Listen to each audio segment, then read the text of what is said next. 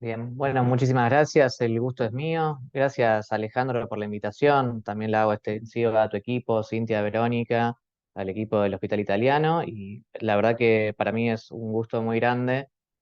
bueno, esta convocatoria que hacen, sobre todo para charlar cuestiones de actualidad y bueno, de tanto impacto como las que han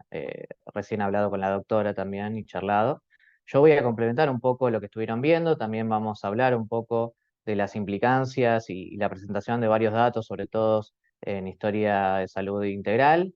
Y bueno, también las implicancias hoy, digamos, del marco normativo aplicable y aspectos teórico-prácticos en la disciplina, ¿no? Como punto de partida, vamos a ver si, perfecto, anda la presentación. El objetivo de esta presentación es exponer de una manera sucinta las últimas modificaciones legislativas y las aplicaciones teórico-prácticas de estas modificaciones, sobre todo la ley de receta digital, bueno, de este año con su marco regulatorio y la historia clínica, qué impactos tienen, digamos, a partir de un montón de instrumentos y desarrollo de modelos basados en inteligencia digital dentro de la era digital que vivimos, y cuál es el impacto que tiene esto en los expertos y en la toma de decisiones, y si tuvo o tiene un impacto significativo para reducir así la tasa de mortalidad y morbilidad. ¿Y en qué escenario nos encontramos, ¿no? Acerca, digamos, por ejemplo, de la posibilidad de los algoritmos, vamos a hablar un poco del concepto de caja negra y sobre todo las últimas tendencias en regulación y responsabilidad civil, nacidas también en el marco de Unión Europea y otros ordenamientos legales. También vamos a ver un poco cómo comprender estos modelos, también las implicancias de las plataformas, sobre todo estas que estuvieron charlándose un rato nomás, sobre todo con la presentación de los datos y cómo eso impacta incluso en el ejercicio médico y asimismo también cómo afecta al paciente, ¿no? También vamos a tomar algunos argumentos a favor y en contra de la inteligencia artificial como apoyo a la decisión de los profesionales de salud con perspectivas a futuro. Y en este sentido, volver a retomar lo que dejó la doctora de data governance, el marco normativo local y bueno, la responsabilidad por daños de estas plataformas. Salud digital. El ámbito de salud se encuentra fuertemente atravesado por el desarrollo de la ciencia y la tecnología. Muchos han sido los avances y beneficios para las personas, pero al mismo tiempo se plantean muchos desafíos éticos y vulneración de derechos. Hoy es posible obtener diagnósticos tempranos y novedosos, tratamientos para distintas enfermedades y patologías, y los nuevos avances en inteligencia artificial que emplean algoritmos de aprendizaje profundo resultan ser más precisos y menos ruidosos, por lo menos que antes, por bueno, lo que se manifiesta normalmente acerca de la tasa de error. Esto ha sido parte del capítulo inaugural del libro que hemos colaborado, Disrupción Digital y Impactos en el Cerebro Humano, es de este año, que hemos publicado con la doctora Celia Weingarten. Para entender un poco también la idea de la universalización del sistema de salud, vamos a retomar lo que ha dicho Roberto Tapia Conger, director general de la Fundación SLIM, dentro de la novena Conferencia Global de Salud realizada en Miami, acerca de que la salud no puede convertirse en un sistema universal hasta que pueda ser respaldado en su totalidad por una plataforma digital. Volvemos entonces a hablar de cuál es esta plataforma en un novedoso artículo que publicado por la Escuela de Medicina ICANN de Nueva York y la Universidad de Tel Aviv. Se calificó con un puntaje de 90% a ChatGPT-4 en pruebas de habilidades blandas para médicos. Esta calificación obtenida por la herramienta de inteligencia artificial supera el promedio que logran los doctores humanos, que es aproximadamente el 78%. Ahora, si vemos, bueno, el rendimiento de la herramienta en su versión anterior, vamos a ver que solamente alcanzó el 62,5, por lo cual también ver los grandes avances o en poco tiempo que tenemos de un sistema para otro. Pensemos también en el desarrollo de los lenguajes de, de computación y el tiempo que conllevaron cada uno, y cómo hoy los tiempos se acortan y de alguna forma los avances son muchísimo más rápidos y en menor tiempo. Pensemos que ChatGPT 4 salió a la luz o vio la luz al mercado comercial 4 meses de que ya se difundiera ChatGPT 3. Y en este sentido, el punto de partida que siempre vamos a tomar para entender y centrarnos en el impacto en los expertos y en la toma de decisiones, siempre va a ser eh, las leyes 26529, Ley de Derecho del Paciente, la 25326, Ley de Datos Personales, y la 24240, si es de aplicación, que es la Ley de Defensa del Consumidor y sus complementarias y modificatorias. ¿Por qué partimos de aquí? Porque toda esta normativa es de orden público y de aplicación prelativa o preferencial sobre el resto del ordenamiento normativo, y además vamos a entender que varios de los principios insertos en esta normativa constituyen parte del bloque constitucional argentino y también varios compromisos internacionales y estándares mínimos para la protección de los pacientes. Vamos a hablar entonces del impacto en los expertos y en la toma de decisiones. En el año 2022, más de 700 altos académicos e investigadores que están detrás de las empresas líderes de inteligencia artificial responden a una encuesta sobre qué riesgos futuros plantea la inteligencia artificial. La mitad de los entrevistados dijo que había un 10% más de probabilidades que los humanos se extinguieran o sufran un desapoderamiento terminal y permanente a causa de los sistemas de inteligencia artificial en el futuro. Es decir, que las empresas tecnológicas que están desarrollando modelos de lenguaje grandes están embarcadas en esta carrera o en bueno, de alguna forma, metáfora que causó gran impacto acerca de si uno se subiría a un avión que tiene 10% de probabilidad de estrellarse. En este sentido, podemos ver o visualizar los grandes riesgos que tienen este tipo de modelos y asimismo los grandes beneficios, ¿no? Pero asimismo, cuando hablamos de la responsabilidad o el marco regulatorio de la cuestión del desarrollo de estas tecnologías, podemos pensar que en materia de salud eh, tenemos que estar o tomar en consideración los principios precautorios y de prevención. En este sentido, podemos ver que ninguna empresa farmacéutica podría comercializar nuevos medicamentos sin antes someter sus productos a rigurosos controles de seguridad, lo mismo que los laboratorios de biotecnología no podrían liberar nuevos virus a la esfera pública para impresionar a los accionistas por su inventiva. En esta línea, los sistemas de inteligencia artificial y también motorizados por modelos de lenguaje grandes no deberían introducirse a la vida de miles de millones de personas simplemente por la carrera de adopción de nuevas tecnologías. La idea es hacer y plantear este escenario en un escenario de desarrollo y siempre con el foco en los pacientes. En este sentido, no hay que dejar de lado que varios académicos han instado de alguna forma o comparar, digamos, la exposición del ser humano y de los pacientes a las redes, sobre todo, y a estos sistemas como pensar, digamos, la industria tabacalera, ¿no? De que se desconocía en su momento e inclusive en materia de salud se ha visto que se ha llegado a publicitar que el cigarrillo causaba beneficios hace años atrás, cuando esto no tenía ningún tipo de sustento científico. Luego, con el tiempo, nos vamos demostrando de que en realidad esa analogía no es del todo acertada, porque los grandes beneficios que pueden traer estas tecnologías nos hacen pensar más a los productos, por ejemplo, como la pintura con plomo, ¿no? No es que hay que dejar de pintar nuestras casas, las piletas, bueno, darle color a nuestras vidas por el simple hecho de que tienen un elemento que perjudican a las personas y la salud, sino esperar que se logren los avances científicos necesarios para generar un producto que sea inocuo para el desarrollo y el avance o la utilización de estas tecnologías y nada más podemos cosechar los beneficios. En materia de toma de decisiones, hoy toma relieve el hecho de, bueno, acá lo vemos y lo encontramos en la tesis del doctor Ikatuomi, acerca de las implicaciones de la jerarquía del conocimiento y la organización de la información, donde vemos un cuadro donde en un principio uno puede pensar la curva de crecimiento de inteligencia desde lo más simple que es el dato sin filtrar, que después, cuando generamos algún tipo de patrón, podemos cosechar la información, que a partir del conocimiento científico, y la posibilidad de tomar algún tipo de predicción acerca de los resultados, podemos llegar a tomar algún conocimiento y a partir de ese conocimiento en un marco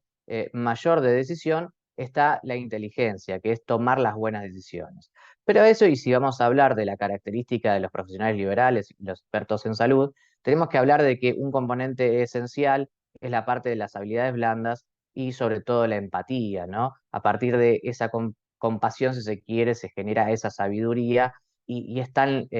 predominante en este tipo de relaciones que en el marco de confianza se genera estas expectativas y son deseables en el marco de estas relaciones. De esta forma, podemos pensar que la introducción a un montón de sistemas, por ejemplo, ahí estaban hablando de la historia clínica electrónica y estos modelos de interacción que vamos a repasar rápidamente para no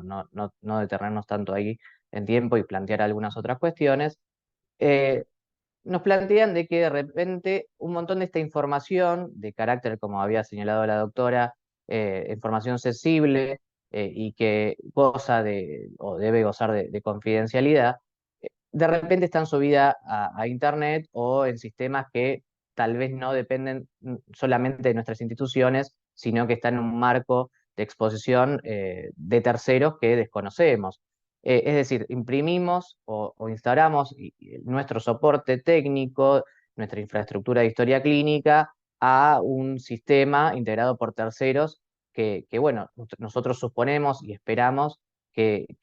sea tan seguro como el propio. Sin embargo, ahí también tenemos que entender que nos exponemos a riesgo. Todo dato que esté en la red, porque no existe el sistema 100% seguro, está expuesto a brechas y posibles filtramientos de esa información. De hecho, los desarrollos en ciberseguridad vienen de la mano de grandes exposiciones o robo de datos, y a partir de ahí se hace el desarrollo protectorio.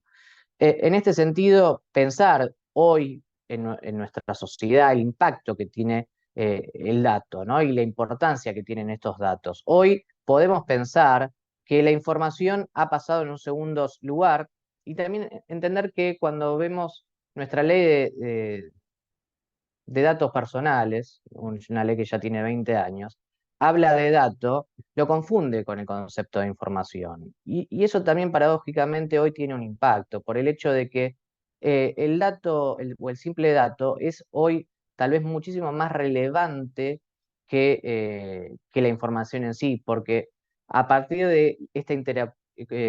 interoperabilidad de sistemas, que inclusive estamos hablando hoy en la esfera de salud, podemos encontrar que a través de grandes, como puede ser modelos de lenguaje grande o data warehouse,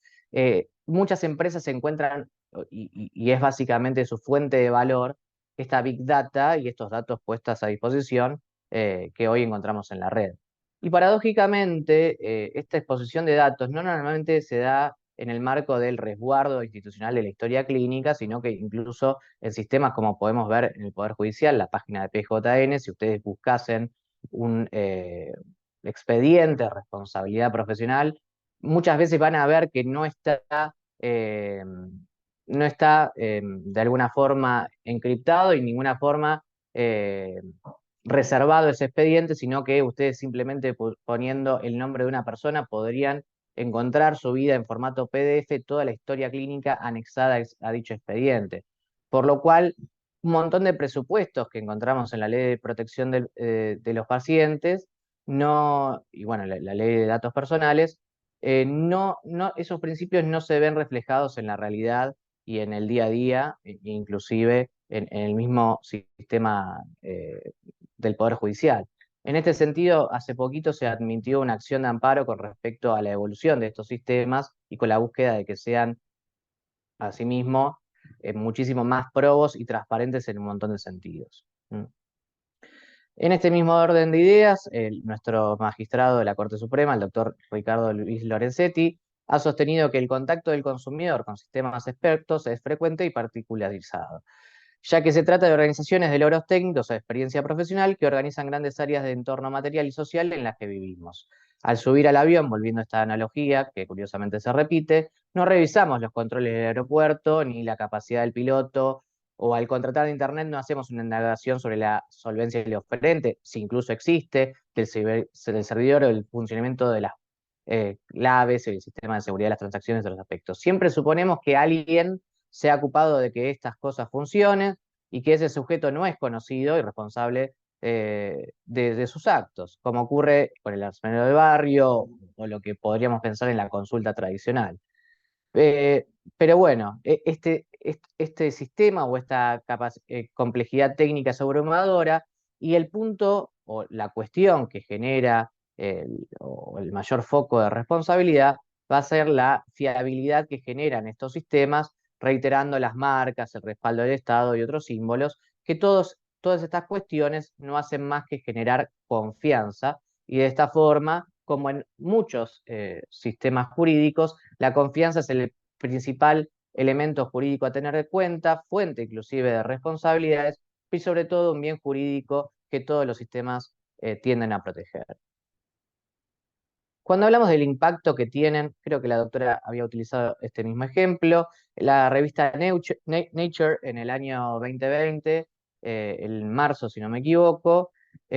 había publicado la efectividad que tiene la inteligencia artificial por sobre los técnicos de radiología acerca de la detección de los cánceres de mama, ¿no? Entonces podemos ver que ya hay ciertas áreas donde el impacto o los sistemas de inteligencia artificial han sido comprobados que tienen un impacto positivo en la tasa de mortalidad y en este sentido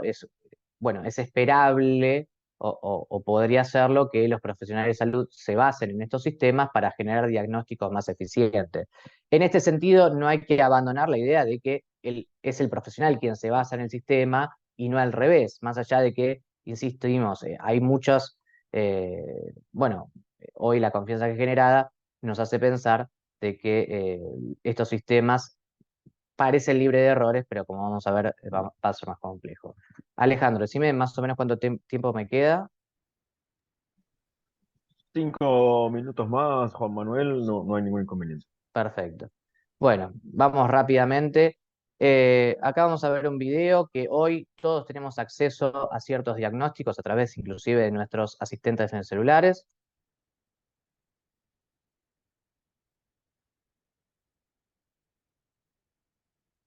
If you're worried you might have coronavirus, a few questions can help you understand your situation. Ready to begin? Okay, do you have any of the following? Fever, dry cough, or trouble breathing? Have you been in close contact with someone who tested positive for coronavirus? It sounds like you're at lower risk of coronavirus right now.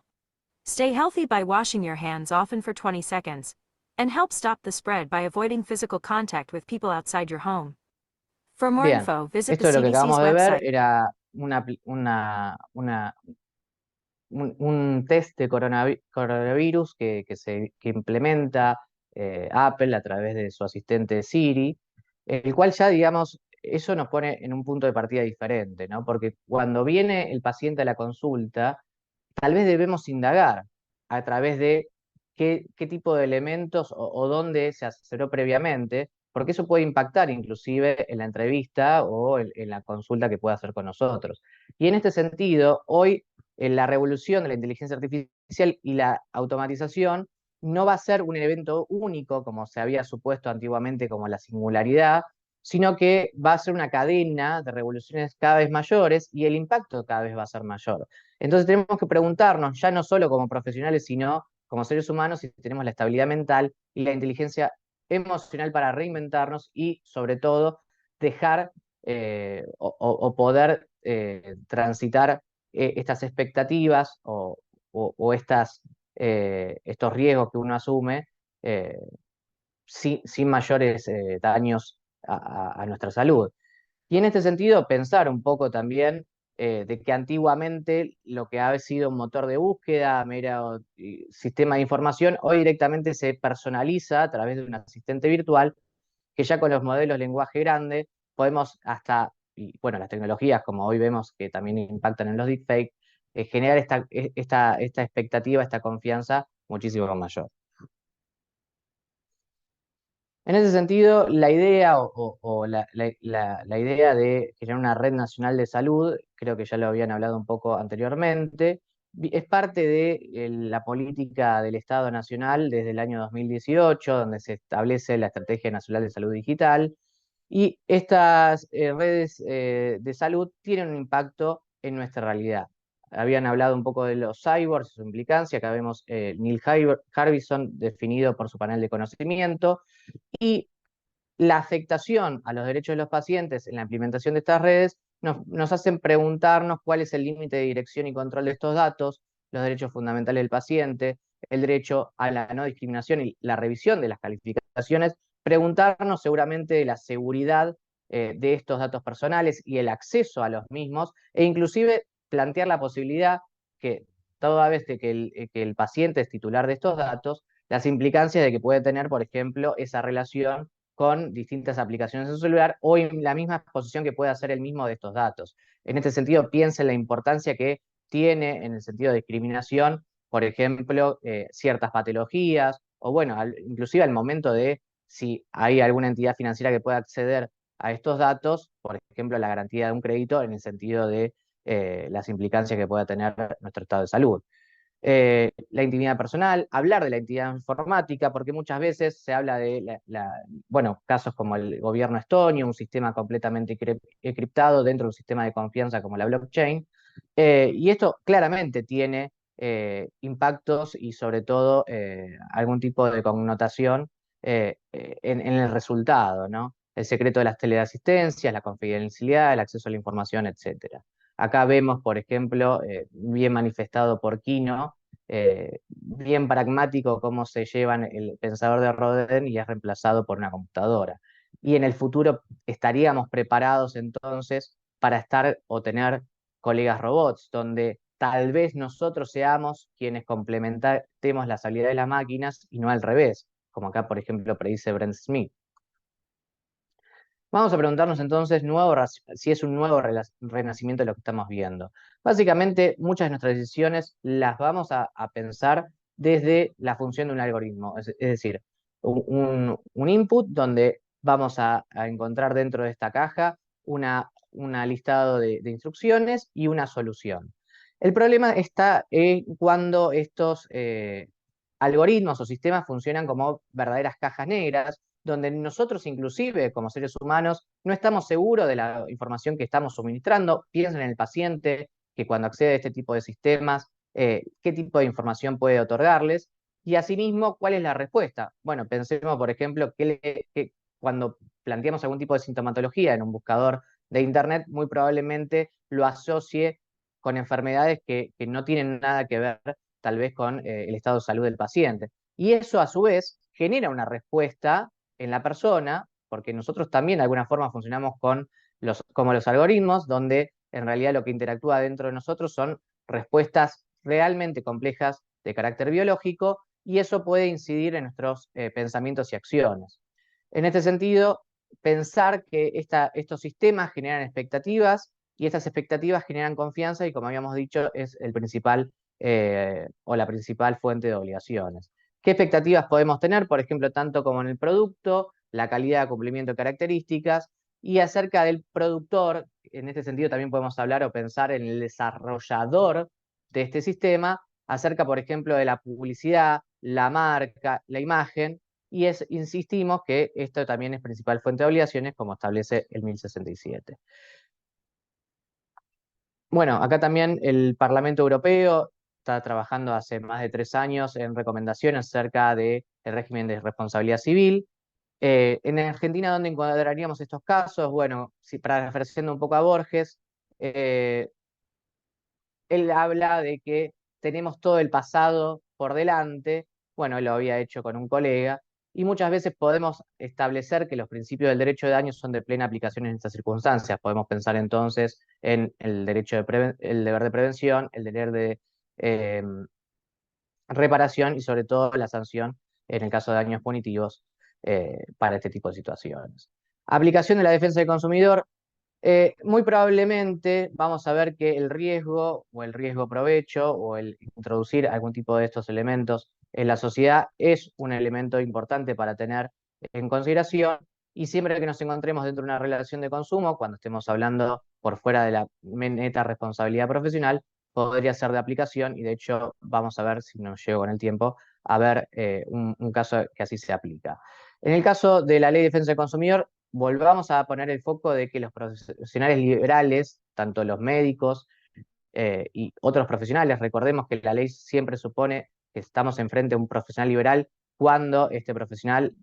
tenga un título universitario y una matrícula a tal fin. En este sentido, nos excluyen de los supuestos de responsabilidad y la responsabilidad de actividades riesgosas prevista en el artículo 1757, lo que sí no nos va a obstar la aplicación de esta ley de defensa del consumidor y estos supuestos de responsabilidad objetiva cuando nos encontremos ante el vicio o riesgo de una cosa, por ejemplo, riesgosa, como podría ser el código de un algorítmico. Y en este sentido también volver a pensar o repensar las obligaciones que asumimos como profesional, el deber de información, la confidencialidad, la obligación de custodia, esto también muy importante para el caso de historia clínica, y todos estos aspectos hacen a la seguridad de nuestros pacientes y constituyen facetas de esta obligación. Siempre vamos a poner como punto de partida los principios de la ley de protección del paciente. Juan Manuel, Sí, cuando puedas, sí, te pido que vayamos re- finalizando. gracias, sí, bien.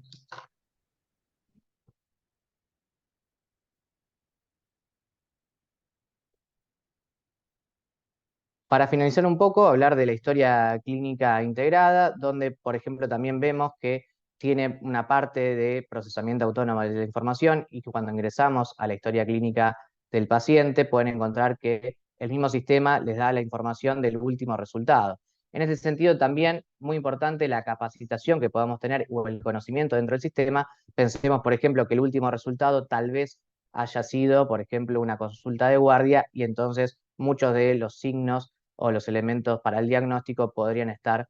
no correctos a un estado normal del paciente. Bueno,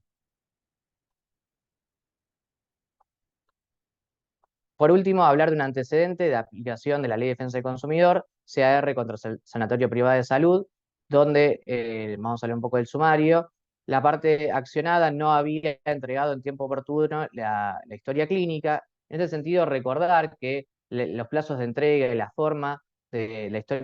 entrega de la historia clínica no fue modificado por la inclusión de la 27706 de la historia clínica electrónica. Por ende, todavía es de aplicación y ante el requerimiento de un paciente se debería recurrir a los canales tradicionales y el plazo de 48 horas. Y en este sentido, todos los sistemas integrados deberían ser puestos a disposición de manera, por ejemplo, impresa, por más que terminen siendo, porque lo hemos comprobado, 500 hojas de tamaño A4, lo cual también constituye una cuestión que el profesional normalmente dentro de una institución no tiene que ver con el área de legales, individualmente muy probablemente recomendaríamos la interconsulta, o mejor dicho, la consulta con un abogado, un colega, para establecer los límites o hacer el ejercicio correcto de este derecho del paciente. Y en este es importante pensar que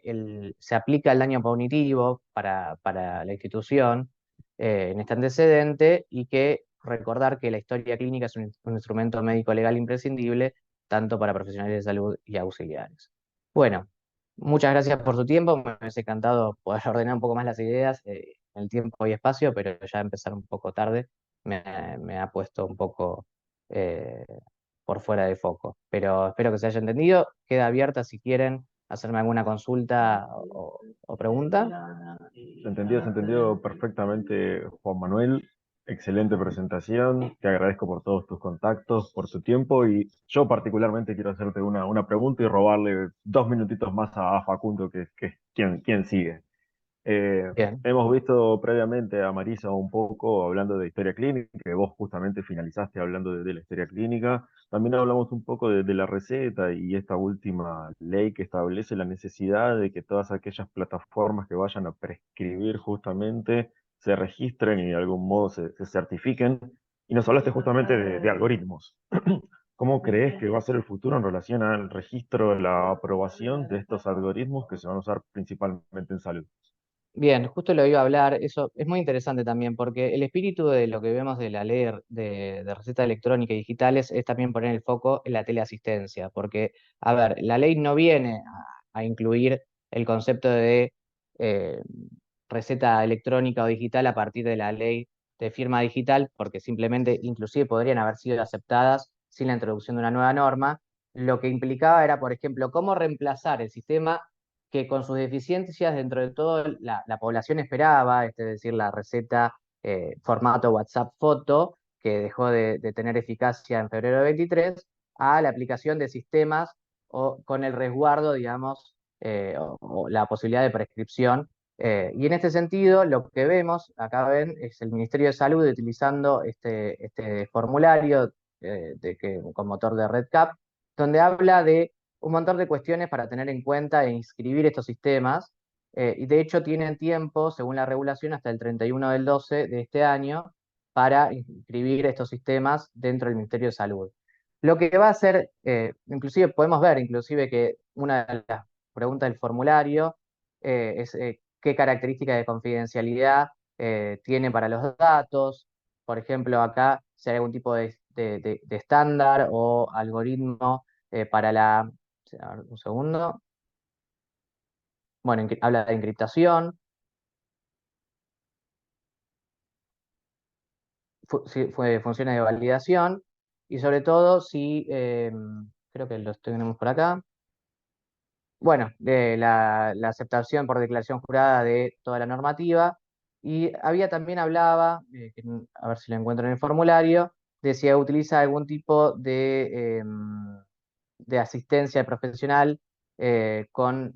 algún tipo de asistencia digital o de algorítmica. Y en este sentido, lo que vamos a encontrar en el corto plazo, por lo menos, es